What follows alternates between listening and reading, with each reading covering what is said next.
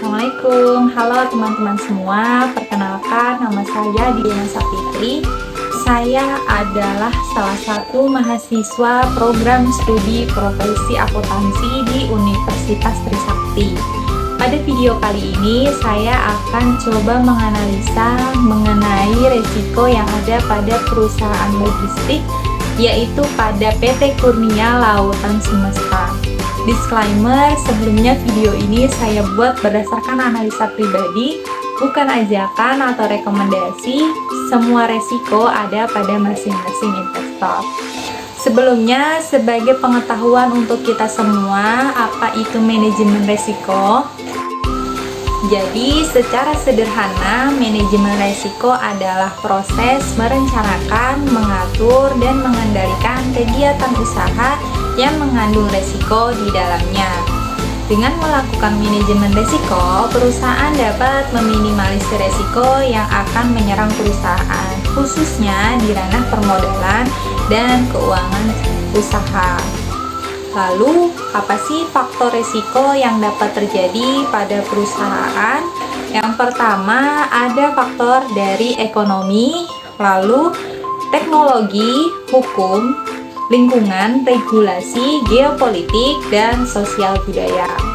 Tadi setelah kita ketahui faktor yang mungkin terjadi resikonya, kita bisa melakukan 5 langkah untuk bisa memanajemen resiko tersebut. Yang pertama, kita identifikasi terlebih dahulu resiko yang akan terjadi pada perusahaan. Yang selanjutnya, kita coba analisis resiko. Yang ketiga, kita evaluasi resiko. Yang keempat, kita memitigasi resiko. Dan yang terakhir, kita pantau resiko. Jadi seperti itu teman-teman, sedikit pengetahuan tentang manajemen resiko. Langsung saja pada inti video kali ini, saya akan coba analisa resiko pada perusahaan logistik, yaitu PT Pelayaran Kurnia Lautan Semesta. Sebelum kita menganalisis, teman-teman bisa coba atau download terlebih dahulu prospektus yang ada pada perusahaan tersebut.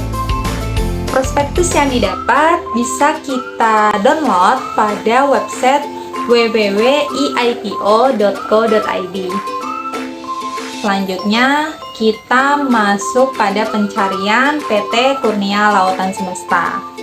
Setelah kita masuk pada perusahaan tersebut, selanjutnya kita download prospektus. Di prospektus ini, teman-teman bisa mendapatkan beberapa informasi. Yang pertama, mulai dari profil perusahaan, lalu laporan keuangan perusahaan, resiko yang akan terjadi pada perusahaan, dan informasi lainnya. Oke, selanjutnya setelah kita download, kita bisa langsung menganalisa resiko yang terjadi. Selanjutnya kita buka di halaman 53.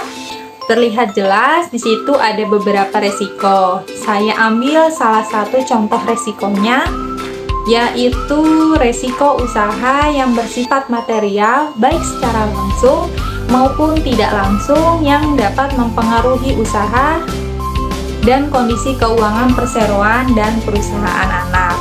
Yang pertama, ada resiko volatilitas harga bahan bakar terhadap biaya jasa angkut perairan. Harga bahan bakar, komponen biaya bahan bakar cukup dominan, sehingga kenaikan harga bahan bakar akan memberikan dampak langsung terhadap naiknya biaya operasional yang perlu ditanggung oleh perseroan. Hal ini akan memberikan dampak negatif terhadap kondisi finansial perusahaan. Tidak terdapat jaminan bahwa perseroan dapat membebankan kenaikan biaya harga bahan bakar kepada pelanggannya.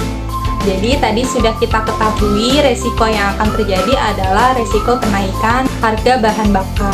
Nah, di sini kita coba menganalisa apabila resiko ini terjadi, dia akan berpengaruh pada akun apa saja di laporan keuangan. Berdasarkan analisa yang saya coba lakukan, yang pertama ada akun pendapatan usaha. Jadi ketika biaya harga bahan bakar naik, bukan tidak mungkin perusahaan akan menaikkan jasa yang mereka berikan kepada pelanggannya. Karena untuk meminimalisir laba perusahaan akan mengalami penurunan jika tidak dibarengi dengan kenaikan dari jasa mereka.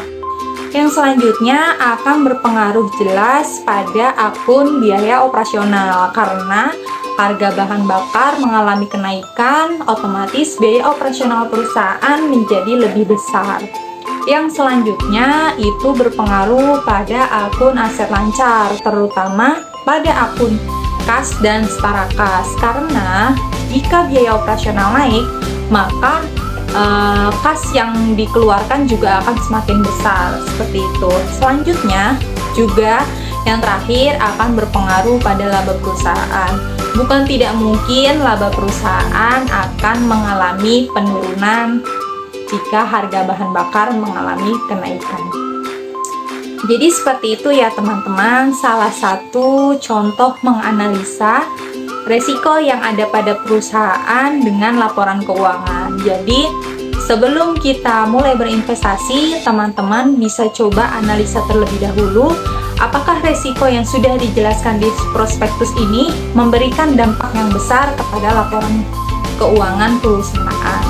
Oke teman-teman, mungkin cukup sampai di sini video saya. Semoga bermanfaat dan bisa menjadi bahan pertimbangan teman-teman dalam memulai berinvestasi.